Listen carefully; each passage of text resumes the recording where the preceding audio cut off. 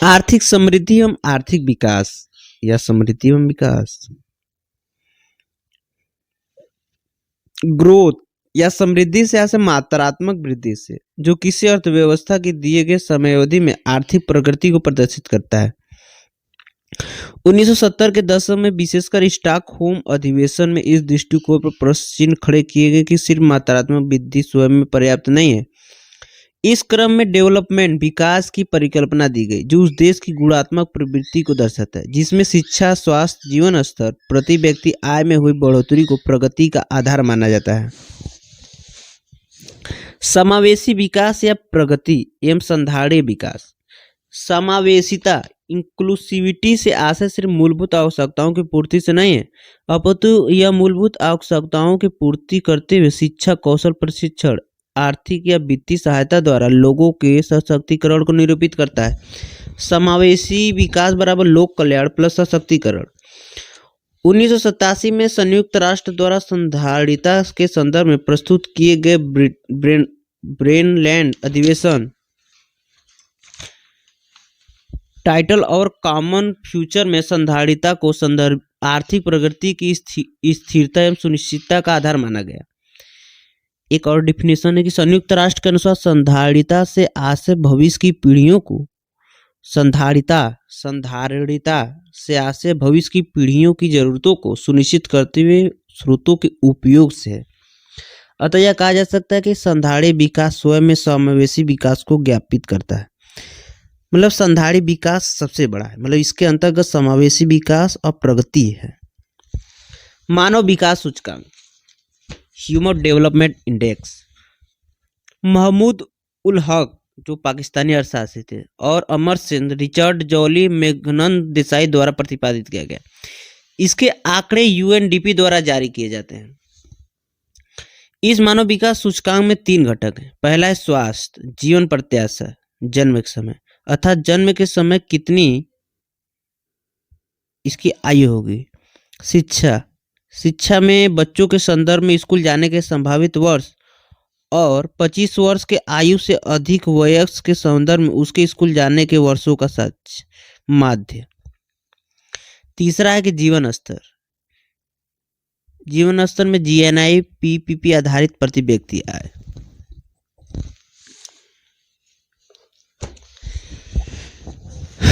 HDI बराबर करड़ी में LEI मतलब life expectancy index into EI education index into income index आय सूचकांक। यदि एचडीआई 0.550 से 0.699 के बीच है तो विकसित देश है। अगर एचडीआई 0.700 से 0.799 के बीच है तो विकसित देश है। 0.800 या उससे अधिक है तो अति विकसित देश है। 0.550 से कम तो अविकसित या अल्प विकसित। जीवन प्रत्याशा सूचकांक किसी देश का आंकड़ा माइनस न्यूनतम बटे में अधिकतम माइनस न्यूनतम। अधिकतम जीवन प्रत्याशा मान लीजिए जिससे कि 85 और न्यूनतम 20 तो उसी आधार पर जीवन प्रत्याशा सूचकांक निकल जाएगा। शिक्षा सूचकांक में स्कूल जाने के संभावित वर्ष जैसे कि x माइनस न्यूनतम अधिकतम माइनस न्यूनतम मान लीजिए x/18 मतलब न्यूनतम 0 अधिकतम मान लीजिए 18 माइनस न्यूनतम x/18। 25 वर्ष से अधिक के वयस्कों के संदर्भ में स्कूल गए वर्षों का माध्य x डॉट माइनस न्यूनतम अधिकतम माइनस न्यूनतम x प्लस शिक्षा सूचकांक निकल जाएगा x/18 प्लस x.15/2। x एवं x डॉट उस देश का संदर्भित आंकड़ा है। आय सूचकांक मतलब देश का आंकड़ा माइनस न्यूनतम जैसे $100 अधिकतम माइनस न्यूनतम $75,000 से न्यूनतम।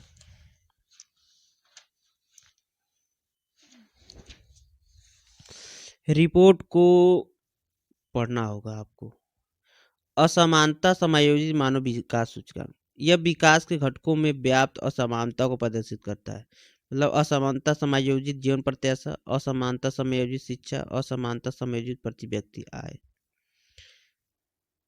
2020 में भारत की स्थिति एसडीआई में मतलब 0.645 थी और आईएसडीआई मतलब इनइक्वलिटी ह्यूमन डेवलपमेंट इंडेक्स में 0.475 जो असमानता अधिक को दर्शाती है।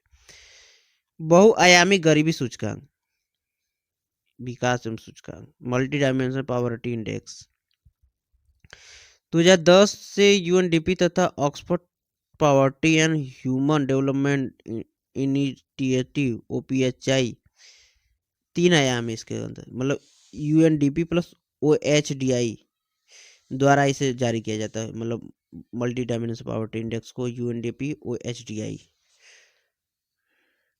3 आयाम है इसके अंतर्गत। स्वास्थ्य, पोषण स्तर और शिशु मृत्यु दर। शिक्षा, बच्चे के स्कूल जाने में संभावित वर्ष और स्कूल में उपस्थिति। जीवन स्तर में 6 चीजों को देखा जाता है: आवास, स्वच्छ पेयजल, स्वच्छता, विद्युत आपूर्ति, कुकिंग गैस, अन्य परिसंपत्तियां। यदि कोई व्यक्ति या परिवार 1/3 से अधिक संदर्भों में वंचित तो उसे बहुआयामी गरीब कहा जाता है। भारत की स्थिति 2005-2006 में जहां 53.7 पर थे, वहीं 2015-16 में घटकर आधे से कम लगभग 27% हो गई है। इस स्थिति में लगातार सुधार हेतु नीति आयोग के अंतर्गत MPICC multi dimensional poverty index को ऑर्डिनेशन कमेटी ने कुछ दिया होगा। 2020 में भारत की स्थिति 107 में से 62वां स्थान थी। 2020 में बहुआयामी गरीबी की संख्या को कम करने में भारत का सर्वश्रेष्ठ प्रदर्शन रहा, यद्यपि अभी भी कुछ चिन्हित क्षेत्रों में बहुत अधिक गरीबी विद्यमान है, बहुआयामी गरीबी विद्यमान है। महिला असमानता सूचकांक एवं विकास सूचकांक, यह दोनों ही आंकड़े यूएनडीपी द्वारा दिए जाते हैं, मतलब महिला असमानता सूचकांक एवं विकास सूचकांक। महिला विकास सूचकांक वस्तुतः महिलाओं के मानव विकास सूचकांक तथा पुरुषों के मानव विकास सूचकांक की तुलना करता है। इससे विकास के संदर्भ में जेंडर असमानता को देखा जा सकता है। वहीं दूसरी तरफ इसमें कुछ सुधार करते हुए वर्ष 2010 में महिला असमानता सूचकांक जारी किए जाने लगे, प्रारंभ किए गए, मतलब वहीं दूसरी तरफ इसमें कुछ सुधार करते हुए 2010 में महिला असमानता सूचकांक जारी किए जाने प्रारंभ किए गए। यह सूचकांक महिलाओं के रिप्रोडक्टिव स्वास्थ्य संबंधी घटकों को भी समेकित करता है। इस सूचकांक के आयाम निम्नलिखित है। पहला है स्वास्थ्य के आयाम। इसके अंतर्गत मातृत्व मृत्यु दर तथा किशोरी प्रजनन दर को संदर्भित किया जाता है। दूसरा है कि महिला जेंडर सूचकांक। इसके अंतर्गत महिलाओं की उच्च शिक्षा में भागीदारी, महिलाओं के निर्णय में भागीदारी अर्थात राजनीतिक प्रतिनिधित्व तथा महिलाओं के श्रम शक्ति के रूप में भागीदारी अर्थात आर्थिक प्रतिनिधित्व के रूप में देखा जाता है तथा इन्हीं संदर्भों में पुरुष जेंडर सूचकांक से तुलना की जाती है, जिससे महिला समानता सूचकांक प्राप्त होता है। यह ध्यान देने योग्य है कि कार्यस्थल पर जेंडर असमानता के संदर्भ में विश्व आर्थिक फोरम द्वारा एक रिपोर्ट जारी की जाती है। वही यूनेस्को द्वारा जारी महिला समानता सूचकांक शिक्षा में असमानता पर आधारित है। ग्लोबल हंगर इंडेक्स, विश्व भूखमरी सूचकांक, इसे वर्ष 2006 में अंतर्राष्ट्रीय फूड पॉलिसी रिसर्च संस्थान international food policy research institute IFPRI द्वारा जारी किया गया था, परंतु 2018 से यह संस्था इस सूचकांक का हिस्सा नहीं है। जर्मनी आधारित वर्ल्ड हंगर हिल्फे तथा आयरलैंड आधारित कंसर्व वर्ल्ड वाइल्ड संस्था द्वारा इसे जारी किया जाता है। इस सूचकांक के अंतर्गत कुपोषण मतलब अल्पोषण, ठीकनापन, वेस्टिंग, कमजोर मांसपेशी तथा शिशु मृत्यु को 4 आयाम है, मतलब कुपोषण, स्कैंटिंग मतलब ठीकनापन, वेस्टिंग कमजोर मांसपेशी तथा शिशु मृत्यु 4 आयाम है। यदि किसी देश का आंकड़ा 0 से 9.9 के मध्य हो तो कम लो, 10 से 19.9 के मध्य हो तो औसत, 20 से 34.9 के मध्य हो तो गंभीर, 35 से 49 के मध्य हो तो अति चिंताजनक और 50 से ऊपर हो तो अति चिंताजनक होगा। भारत की स्थिति को देखना है।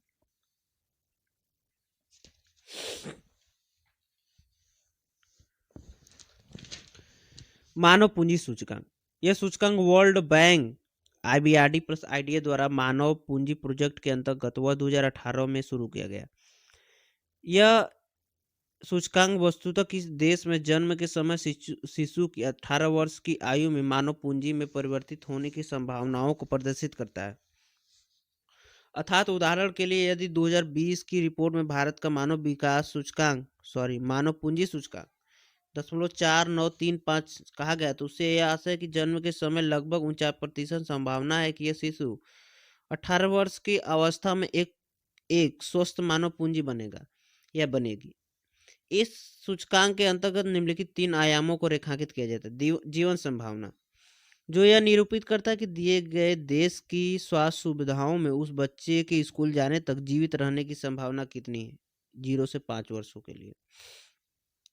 वह दूसरा कि वह कितने वर्ष स्कूल जाएगा या जाएगी तथा शिक्षा की गुणवत्ता कैसी होगी। इस संदर्भ में देश में यह सापेक्षिक रूप से कम है, उसे लर्निंग पॉवर्टी कहा जाता है।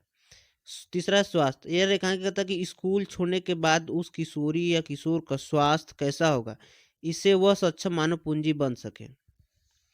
यदि किसी देश का आंकड़ा 0.88 से 0.67 के मध्य है तो उसे शीर्ष स्थान पर, यदि 0.66 से 0.57 तो द्वितीय स्थान पर, यदि 0.57 से 0.45 तो तृतीय स्थान पर, तो यदि 0.45 से 0.29 तो निम्न स्थान पर रखा जाता है।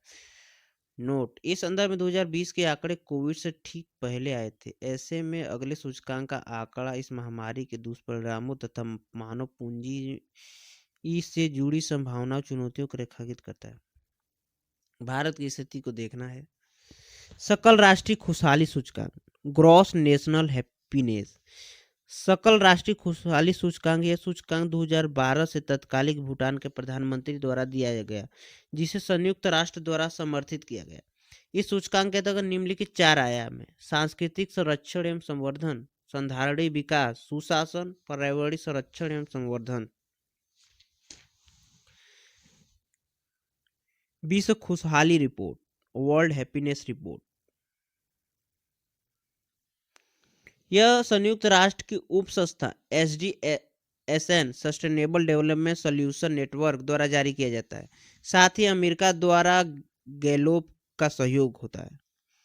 इस सूचकांक के अंतर्गत निम्नलिखित 6 आयाम है: सामाजिक सहयोग, सोशल सपोर्ट, विनम्र व्यवहार मतलब जेनरोसिटी, फिर उसके बाद है कि जीवन प्रत्याशा, प्रति व्यक्ति आय, फिर स्वतंत्रता, भ्रष्टाचार का अभाव, लैक ऑफ करप्शन। SDSN मतलब ये भारत का आंकड़ा को हमें देखना है। SDSN सतत विकास लक्ष्यों को आवश्यक तकनीकीगत सहायता देता है तथा इसी संस्था द्वारा SDG डैशबोर्ड बनाया जाता है।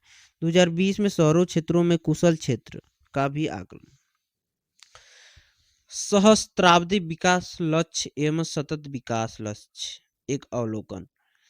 1990 के दशक में तत्कालीन संयुक्त राष्ट्र प्रमुख कोफी अन्नान ने अपनी चर्चित पुस्तक वी द पीपुल में 21वीं सदी में संयुक्त राष्ट्र की जिम्मेदारी में आर्थिक रूप से विकसित देशों G8 एवं G20 से यह निवेदन किया कि एक आर्थिक राशि सुनिश्चित करते हुए विकास हेतु अति महत्वपूर्ण लक्ष्यों को रेखांकित किया जाए तथा यह प्रयास किया जाए कि वैश्विक स्तर पर उन लक्ष्यों को हासिल किया जा सके।